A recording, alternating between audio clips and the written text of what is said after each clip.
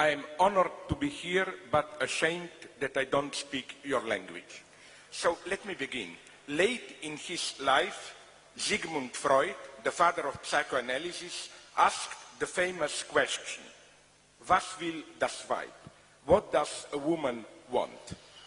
Admitting his perplexity when faced with the enigma of feminine sexuality. And a similar perplexity arouses today. What does Europe want? This is the question you, the Greek people, are addressing Europe. Because you know what you want. You want this guy as a prime minister. Europe doesn't know what it wants.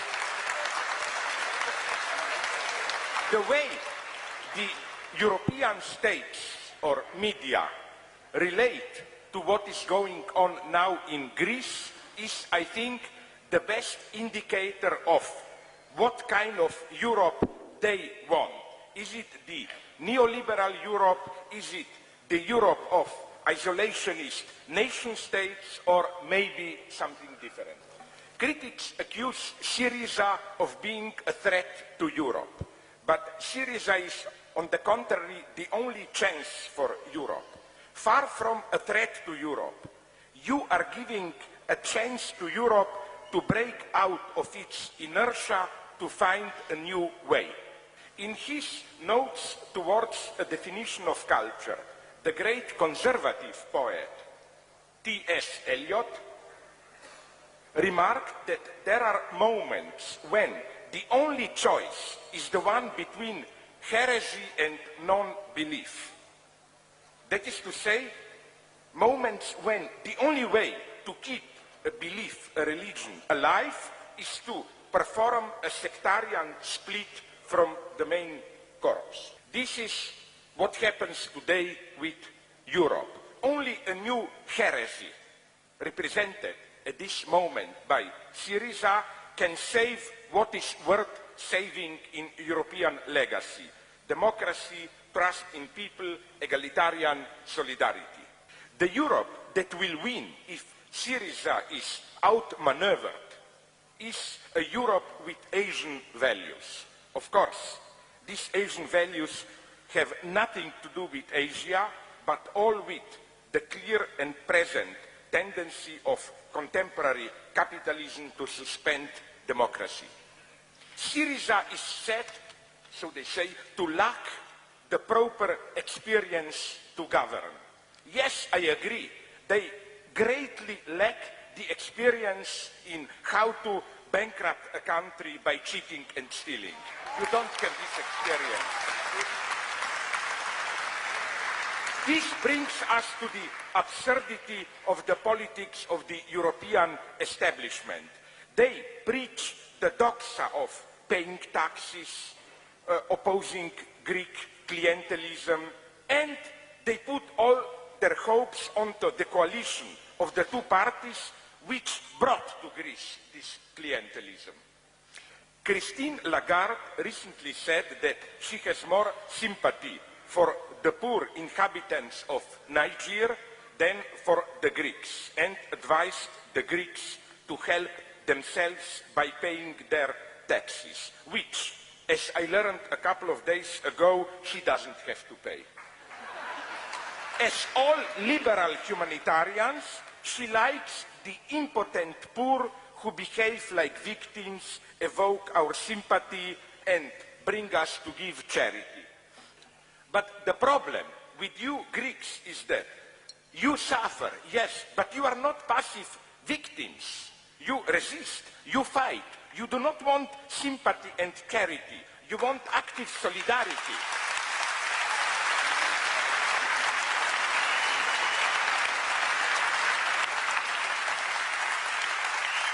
You want and you demand a mobilization, a support for your fight. Syriza is accused of promoting leftist fictions, but it is the austerity plan imposed by Brussels which is clearly a work of fiction. Everybody knows that this plan is fictitious, that the Greek state cannot ever repay the debt in this way. In a strange gesture of collective make-believe, everyone ignores the obvious nonsense of the financial projection on which these European plans are based. So why does Brussels impose these measures on you? The true aim of these rescue measures is not to save Greece, but of course to save European banks. These measures are not presented as decisions grounded in political choices, but as necessities imposed by a neutral economic logic. Like, if we want to stabilize our economy, we simply have to swallow the bitter pill. Or by tautological platitudes, proverbs like, you cannot spend more than you produce, where the American banks and United States as such are a big proof for decades that you can spend more than you produce. To illustrate the mistake of austerity measures, Paul Krugman often compares them to the medieval practice of bloodletting. A nice metaphor which I think should be radicalized further. The European financial doctors, themselves not sure about how this medicine works, are using you as test rabbits. They are letting your blood, not the blood of their own countries. There is no bloodletting for the great German and French banks. On the contrary, they are getting big transfusions. So is Syriza really a group of dangerous extremists? No, Syriza is here to bring pragmatic common sense, to clear the mess created by others. It is those who impose austerity measures who are dangerous dreamers. The true dreamers are those who think that things can go on indefinitely the way they are, just with some cosmetic changes. You are not dreamers. You are the awakening for a dream which is turning into a nightmare.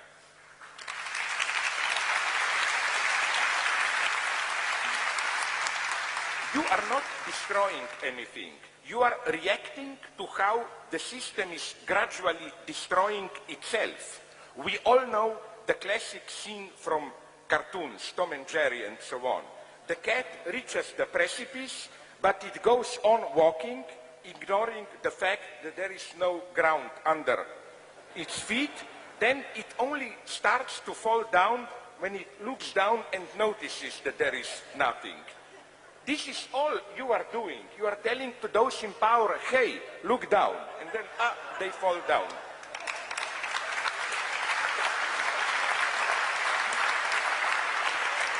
The political map of Greece is clear and exemplary. In the center, there is, I hope you noticed it, there is one big party, with two wings, left and right, PASOK and New Democracy.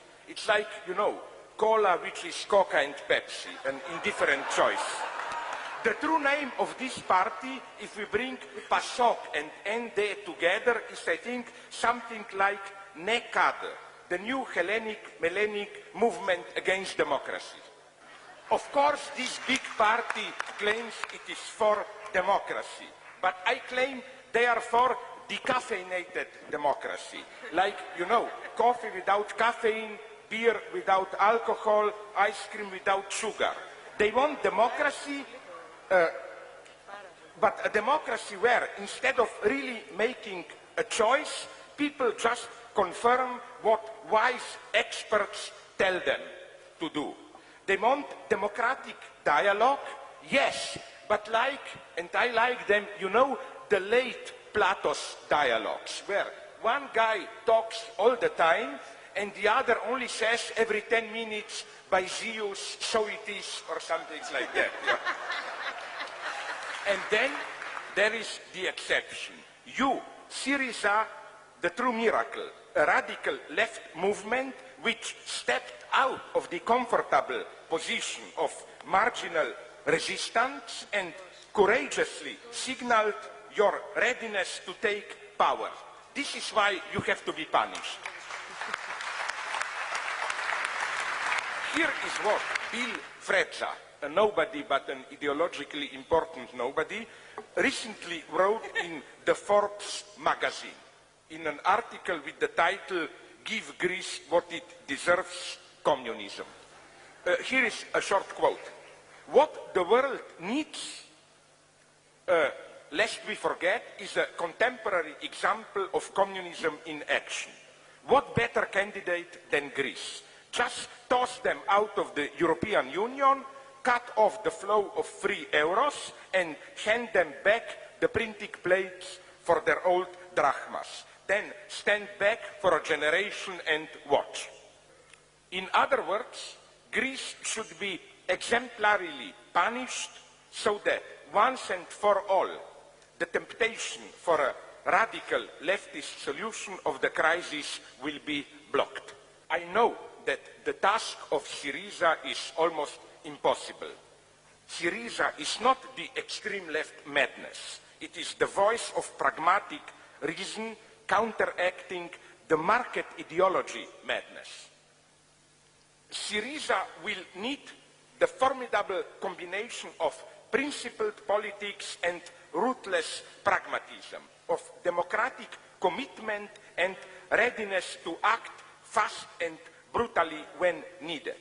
If you, Syriza, are to be given a chance, a minimal chance to succeed, you will also need an all-European solidarity. This is why I think you here in Greece, you should avoid cheap nationalism. All the talk about how Germany wants to reoccupy you, destroy you, and so on. Your first task is to change things here. Syriza will have to do the job which the other guys should have done. The job of building a better, modern, effective state. A job to clear the state apparatus of clientelism. It's a hard job. There is nothing enthusiastic in it. It's a slow, hard, boring job. Critics are telling you that the situation is not yet ripe for a true social change. That if you take power now, you will just help the system, making it more efficient. You know, this is, if I understand it correctly, what the party of the people, the party KKE, which is basically the party of the people who are still alive because they forgot to die, are telling you. True, your political elite clearly demonstrated its inability to rule. But there will never be a moment when the situation will be fully ripe for the change. If you wait for the right moment will never come. When you intervene, it is always premature. So you have a choice. Either comfortably wait and look how your society is disintegrating, as some other parties of the left suggest, or heroically intervene, fully aware of how difficult is the situation. And Syriza made the right choice. Now, I want to say something very serious. Your critics hate you because, I think, secretly they know that you have the courage to be free and to act as free people.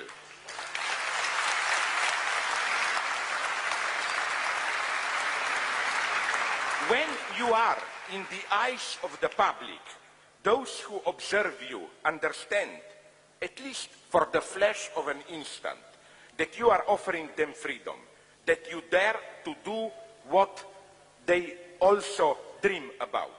For that instant, they are free. They are one with you. But it is only for a moment. Fear returns and they hate you again because they are afraid of their own freedom. So, what is the choice you, the Greek people, are facing on June 17th?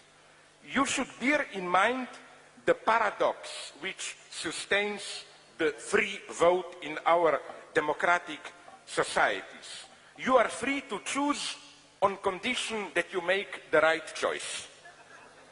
Which is why, when the choice is the wrong one, for example, when Ireland voted against European Constitution, the wrong choice is treated as a mistake. And, you know, they want to repeat the vote to enlighten the people to make the right choice. And this is why European establishment is in a panic. They see that maybe you don't deserve your freedom because there is a danger that you will make the wrong choice from their standpoint. There is a wonderful joke in Ernst Lubitsch's classical comedy, Ninochka.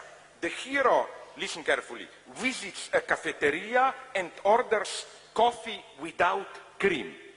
The waiter replies, "Sorry, but we have run out of cream, we only have milk. So can I bring you coffee without milk?" So in both cases, you get coffee alone. But I think the joke is a correct one. You know, negation also matters. The coffee without cream is not the same as the coffee without milk. You are in the same predicament today. The situation is difficult. You will get some kind of austerity. But will you get the coffee of austerity without cream or without milk? It is here that the European establishment is cheating. European establishment is acting if you will get the coffee of austerity without cream. That is to say that the fruits of your hardship will not profit only European banks, but they are effectively offering you coffee without milk. It is you who will not profit from your own sacrifice and hardship. In the very south of Peloponnese, around Mani, I was there, I know it, they still have so-called weepers, women that you hire to cry at funerals. They can do the spectacle for the relatives of the deceased. Now, there is nothing primitive about this. We, in our developed societies, are doing exactly the same. Think about this wonderful invention, I think maybe the greatest contribution of America to world culture, the so-called canned laughter. You know, laughter which is part of the soundtrack on TV. Like, you know, you come home in the evening, tired, you put on TV, some stupid show like Cheers or Friends, and you just sit and the TV even laughs for you. And unfortunately it works. That's how those in power, the European establishment, want to see not only Greek people but all of us, just staring at the screen and observe how the others are doing the dreaming, crying and laughing. There is an apocryphal but wonderful anecdote about the exchange of telegrams between German and Austrian army headquarters in the middle of the First World War. The Germans sent the message to the Austrians. Here on our part of the front, the situation is serious but not catastrophic. The Austrians replied, here the situation is catastrophic but not serious. This is the difference between Syriza and others. For the others, the situation is catastrophic but not serious. Things can go on as usual. While for Syriza, the situation is serious but not catastrophic, since courage and hope should replace fear. So, what is ahead of you is, to quote the title of an old song of the Beatles, a long and winding road.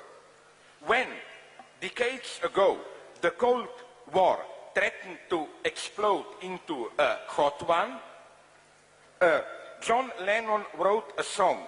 You remember it if you are old enough. All we are saying is give peace a chance. Today, I want to hear a new song all around Europe. All we are saying is give Greece a chance.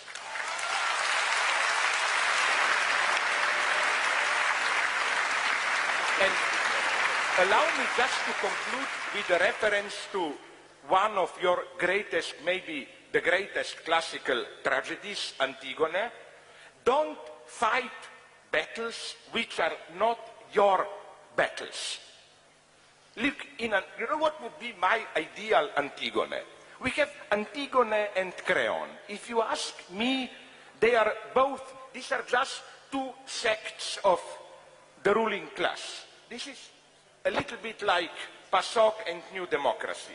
In my version of Antigone, while the two members of the royal family are fighting each other, threatening to ruin the state, I would like to see the chorus, the voice of the people, stepping out of this stupid role of just wise comment, take over, constitute a kind of a public committee of people's power, arrest both of them, Creon and Antigone, and establish the people's power.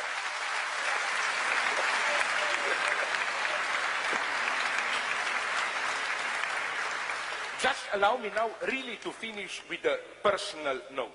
I hate the traditional intellectual left which likes a revolution, but a revolution which takes place somewhere far away, so that while your heart is beating for it, you can pursue your career in peace.